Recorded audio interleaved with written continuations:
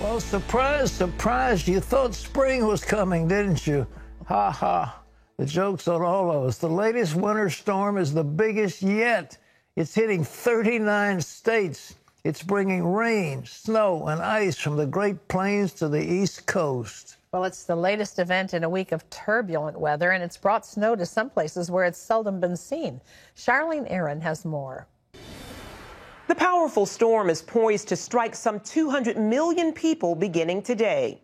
39 states, including every state east of the Mississippi, will be affected by the massive storm over the next few days, with snow, sleet, ice, rain, and possibly flooding. Up to 6 inches of snow or more could fall in some areas of the mid-Atlantic and Northeast.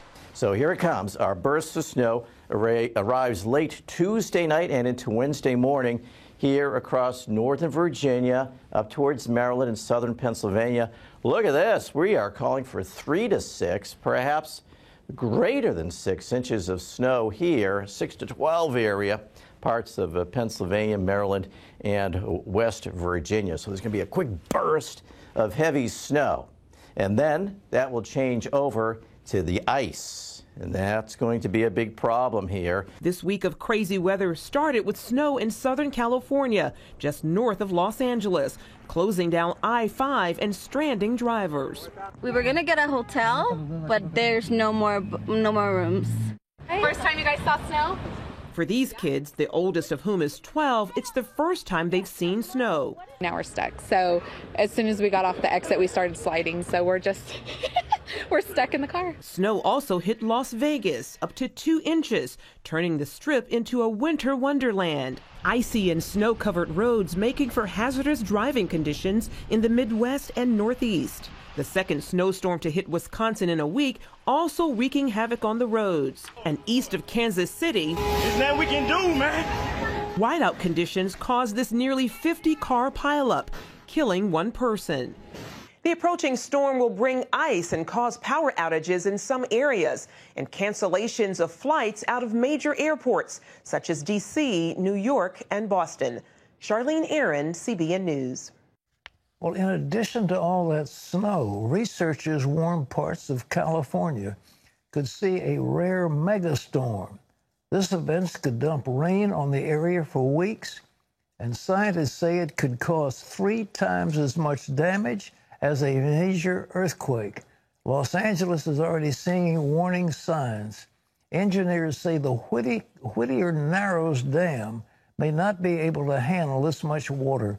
If the dam fails, the flooding could threaten dozens of towns and the lives of 1 million people in Southern California.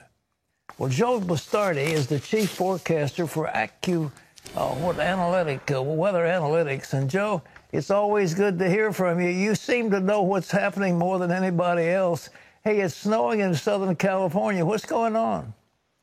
Yeah, it's opposite that song. It never rains in Southern California. Remember that back in the 70s? Well, it snows in Southern California from time to time. As far as Las Vegas goes, their heaviest snowstorm was January 31st, 1979, 18.8 inches. So this is child's play on the Strip compared to what has happened before. Of course, back in that time, in the 70s, we heard the Ice Age was coming. In this particular case, I hear people blaming global warming for snow in Las Vegas right now. But look, this is part of a large-scale pattern. I was on, 10 days ago with that storm there and say, hey, this is going to run into mid-March. I don't see any change in this overall idea of storm after storm and rumors of storms, we call it, and plenty of cold air. The cold air in the west right now over the next week will be moving eastward next week and the week after. So March 1st through probably about the 15th, going to be very cold in the eastern part of the United States relative to normal. It's going to be a pretty cold, stormy March for much of the country, though I do think the second part of March, instead of waiting until after, April last year, we had to wait till late April.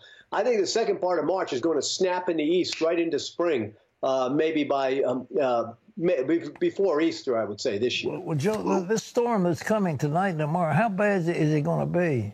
Well, it's widespread. It's a very, very messy storm. It's like, for instance, if you live in the northwest suburbs of D.C. all the way to New York City, back into Pennsylvania, it's going to be like shoveling cement when this is done, because it's going to snow 4 to 6 inches and sleet on that, and then freezing rain on that. And then finally, when all the precipitation is done, the temperature will get to 33, 34 degrees. But it's widespread. It's back into the Midwest. It's hitting a lot of people with light to moderate amounts of snow rather than focused on 100-mile wide area. So it's very similar to the storm we had about 7 to 10 days ago. They're all blending together to me, where that particular system dumped a lot of snow, but a lot of sleet and freezing rain also.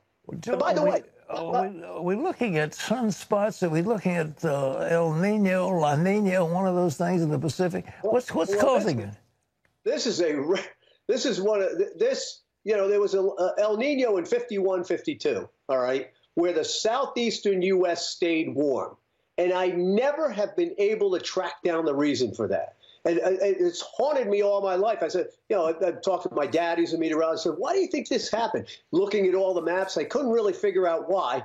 And that particular lack of knowledge came back to haunt me this winter, because this winter, with the El Nino that's come on, has remained warm in the southeast. We got off to a fast start in December, but it never came back again. So it defied that sort of El Nino mean, where the southern and eastern part of the United States get colder. But that being said, we got to go forward with this. And the El Nino push, if you want to call it that, which tries to push colder air south and east, is going to take over for the next 3 to 4 weeks. So we'll get the cold in the west to come southeast. But look, this is nature. If you go back and look at maps, it's like scripture. If you go back and look at the Bible, you find out all different things in there. Well, if you go back and look at weather maps, you see countless examples of things that could give you hints to go forward. The question is, can you figure it out? And sometimes you can, and sometimes you can't. Well, look, the Democrats are talking about this Green New Deal. They think they ought to do away with cows, and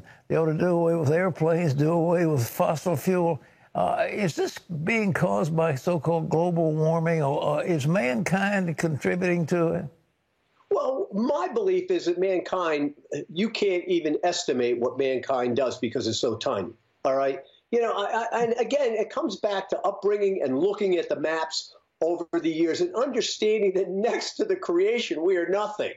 However, if you believe that you're something and you're something bigger and that you can control these things, you start getting that kind of attitude. Now, here is what I do know, that if this indeed is man doing this, it will be the first time in the recorded history of the planet.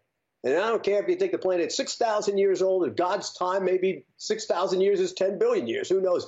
But it'll be the first time that man has ever done this. So I can understand the appeal to people saying, oh, I'm making this discovery that's never happened before.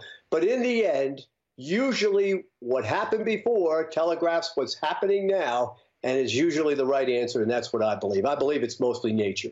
Joe, last thing, what's coming up? Any more big storms coming? Yes, a lot of cold, a lot of, I feel like Mr. T in Rocky, pain. But a lot of cold, nasty weather into mid-March. Then it'll start retreating back into the west again. And I think by Easter, the East is going to be in good shape, okay? So I think mid-March on, this is going to break.